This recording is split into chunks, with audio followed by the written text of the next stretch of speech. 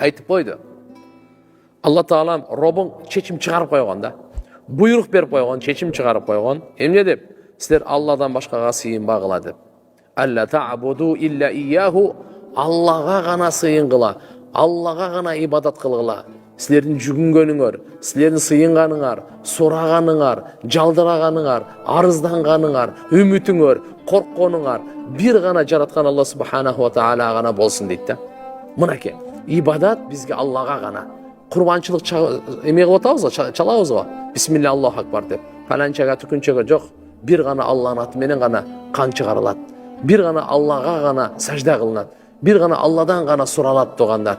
Алладан ғана сұрайлы. Жашоо болсын, перзент болсын, шифа болсын, игілік болсын, бардығын Алладан сұрайлы. Аллаға ғана ибадат қылайлы.